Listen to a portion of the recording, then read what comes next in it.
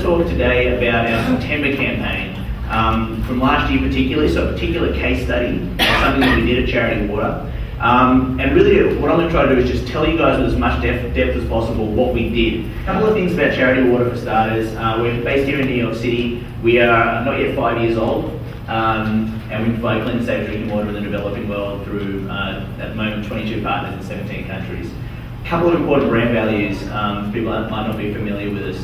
One is that we have a 100% model. We fund our operations from a totally separate budget to our water budget. We pay back credit card fees on online donations, which is 70% of our revenue at the moment on the water side. Another really important brand value is that we prove it. From day one of our life, we've marked every water project that we've funded on Google Maps. Transparency and accountability, we're always trying to be more and more open. Coming up in the summer, we're going to launch a new product online. We're going to match every dollar that's donated online to a specific water project. So you might have given us $2 and 18 months later, we'll show you precisely where that $2 went. Our goal of that is to try to find a way to take the $20,000 donor experience and give it to people who can give $20. So September. It started with a birthday party, as did our charity. September 7, 2006. Our founder, Scott Harrison, was a former nightclub promoter in New York City. Did that for 10 years before starting Charity Water, after spending a couple of years in Africa working with Mercy Ships, an organisation that had hospital ships. When he started the non-profit, the thing he knew how to do best was throw parties. So that's where we started off. And Scott's the kind of guy who could throw a birthday party and have 1,000 people turn up. I'm lucky if I get like 15 good friends. So this was a photo of that first party, that first day of our charity. And what he did with his first birthday party in September was ask people to pay $20 when they came to his party. And then he packaged up 100% of that money in line with the 100% model, sent it off to Uganda, to a refugee camp where he had some partners, and built 6 wells. As they were built, he put GPS markers on all of them, got some photos of all of them, and then showed all the 1,000 people who came to his birthday party, here's where your money went. September was really important to us, and we were in that funny startup phase where when you're a startup, you're doing a ton of things, and a lot of things don't work and some things do. The September things work, but it rolled around the next year, and Scott started thinking about, how do I scale my birthday party? Because we wanted 10x it, but a 10,000 person birthday party even exceeds Scott's potential of his network. So he asked other people to join him. And that year, I believe the first year we had about 50 people join in. They fundraised this time for Kenya, raised $150,000. So a much bigger impact when he scaled it to a few other people giving up their September birthdays as well alongside him. We thought we were really onto something. 2009 comes around and we launched My Charity Water. MyCharityWater.org was the website. We built it alongside one of our big funders, Michael Birch. A simple platform, simple fundraising tool, similar to anything you would see these days on Crowdrise or Kickstarter. There's not this tool. But anyone can give up their birthday at any time. So that year we launched it. Since then, since September 2009, that platform's done about $8.5 million from 8,000 people giving up birthdays, climbing mountains, doing all sorts of things. And there's a few fundamental features to understand about the September campaign. First of all, it's always about birthdays. It's always about us and the group. We couldn't just have a donate button on a page, it wouldn't work. It's about a movement, a mini movement, and it's focused on a specific issue. From the outset every year, we know that we're going to do something. We're trying to create a big impact. We're asking people to join us, and we're going to try to show them in real time. So every September 7th, on our anniversary, we do a live drill, where we drill from the field somewhere. We've done it in Haiti, we've done it in Kenya, we've done it in Ethiopia, Central African Republic this past year that I'll be talking about, to show people precisely where the money's going. So a few of the key features that underpin that. First was inspiring through content. Content was the most important part of this. We had the trailer that you saw already.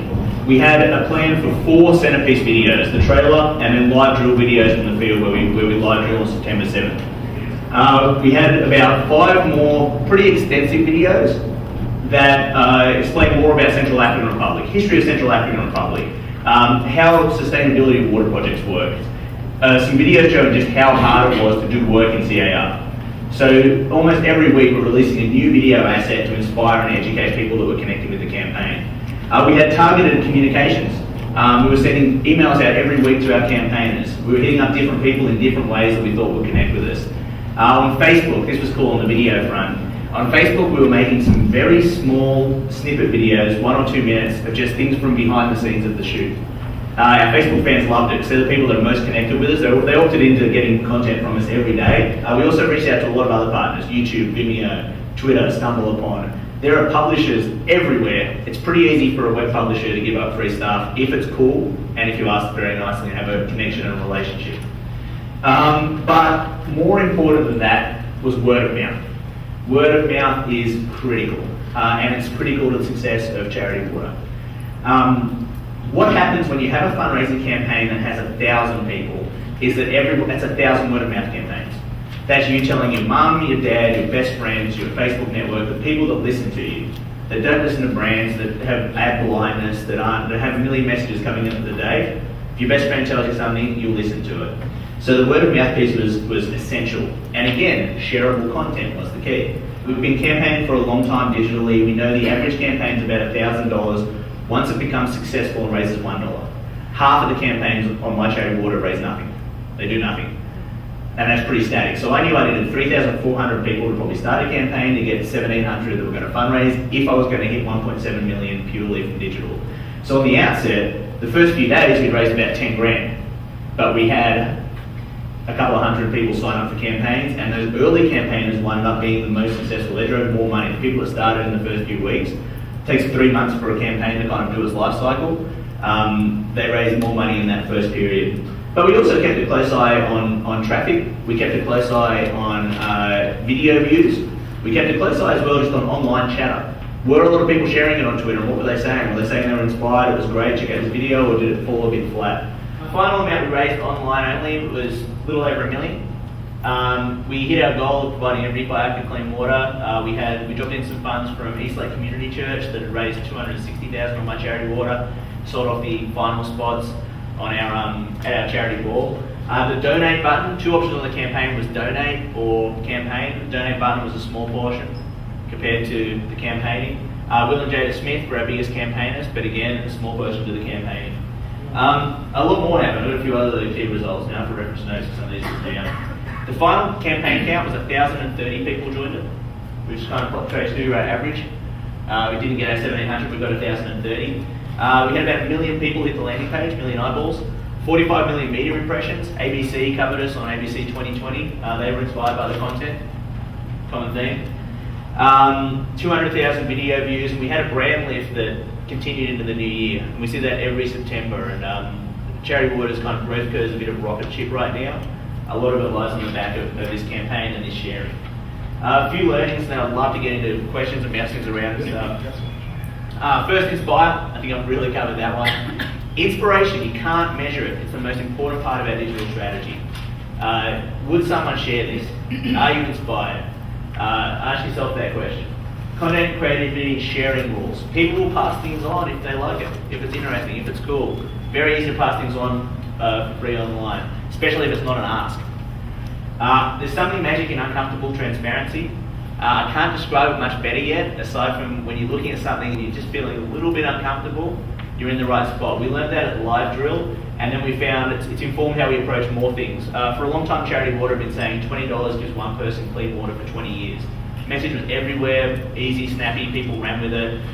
Wasn't accurate, we found, as we spread globally and as we're working out precisely how we define and measure sustainability. We could have just dropped it off our language slowly, and by now everyone would just say $20 gives one person clean water. Instead, we blogged about it, we've tweeted it, we put it on our Facebook. We're about to do an email that just explains why we're not saying that anymore. A little uncomfortable, because it's us saying, yeah, we were wrong on this thing you've heard us say for 3 years.